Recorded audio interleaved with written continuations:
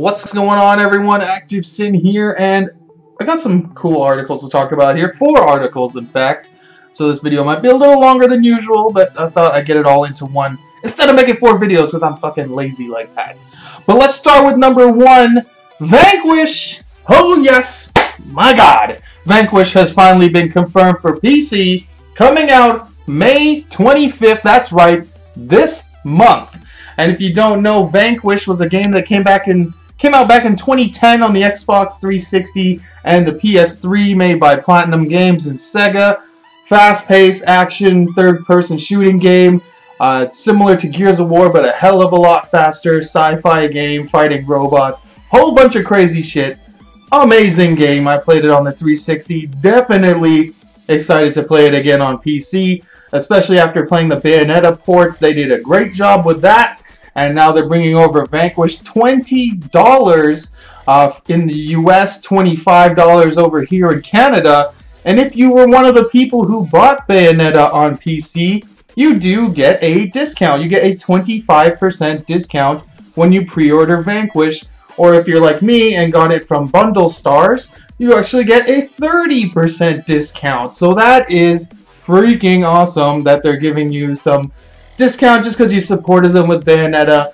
And yeah, that's really sweet. It's going to support up to 4K resolution, much like Bayonetta did.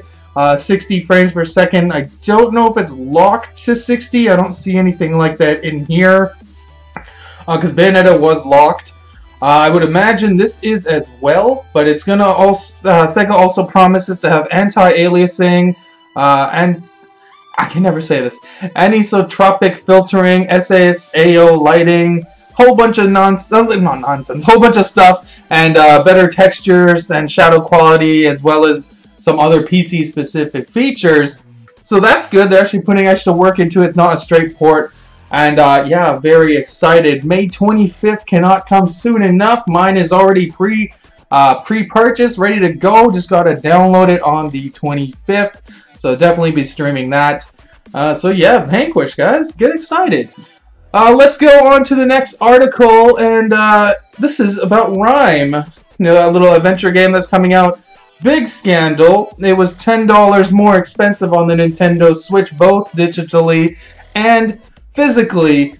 That has changed. Rime is no longer $10 more expensive on the digital version. They've lowered the price by $10. The physical version still is $10 more than the other versions, but they are now including a code to download the soundtrack, which they're going to be selling for $10 separately. So apparently to them that means it equals the same. So you get, if you're getting the physical version now, you will also get a digital code for the soundtrack. Or if you don't care about that, you don't care about physical, you can pay the same price, which is $29.99 in the US. On the digital version, as opposed to $39.99, which it was even just yesterday. So that's good news. Good to see them change that, because that is unacceptable. Paying more just because it's on the Switch. It's not our fault that your development costs are higher. That doesn't mean don't need to pass that book off to us, because we'll just buy it somewhere else. So exciting, exciting.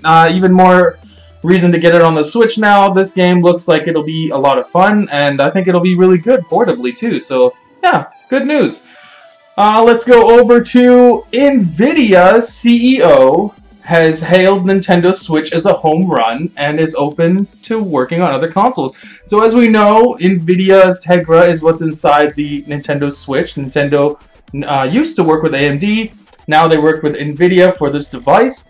And Nvidia's been making a killing. Apparently they made around $300 to $400 million because of the Switch. In their investor meeting they said something like that. This is what the CEO of Nvidia has said. Consoles are not really a business to us. It's a business to them. And we're selected to work on these consoles. And if that makes sense, and if it makes sense, and the strategic alignment is great, and we're in a position to be able to do it because the opportunity of cost of building a game console is quite high. The number of engineers who know how to build computing platforms like this, and in case of Nintendo Switch, it's just an incredible console that fits in such a small form factor.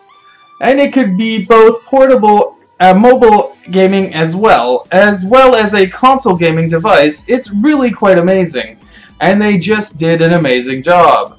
Somebody asked me a few months ago before it was launched how I thought it was going to do, and of course, without saying anything about it, I said that it had delighted me in a way that no game console has done in the past 10 to 15 years. And it's true, this is a really innovative product and really quite ingenious.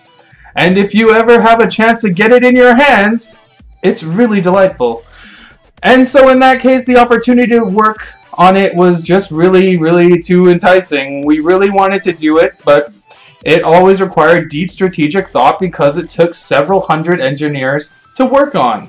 And they could be working on something else, like the major initiatives we have, and so we have to be mindful about the strategic opportunity costs that goes along with these. But in the case of the Nintendo Switch, it's a home run, and I'm glad I did it. And it was perfect collaboration for us. Glowing words from the Nvidia CEO. Looks like a perfect partnership here. Nvidia is not a threat to Nintendo. They are not competition Nintendo, because they're not interested in really making consoles. They can just take their existing chips, put it to the Switch, and then boom, both making that Switch gang money. So that's awesome, good to see. So it looks like they're having a excellent partnership. So let's move on to the last article here, and this is about EA. EA is considering bringing gamers, why is it written like that? Bringing games other than FIFA to the Nintendo Switch. Publisher is bullish on it. So this is what the CEO of EA had to say. We feel really good about it. Andrew Wilson told investors in a post-Q4 2017 earning. The question was specifically about the company's outlook on the Switch, now that the console's impressive sales numbers have started to come in. We continue to be bullish on it, and we're looking to other titles that might bring to the Switch. Wilson added, we have a tremendous relationship with Nintendo, and we have for many years, and are excited by the fact that they have come out with a very strong,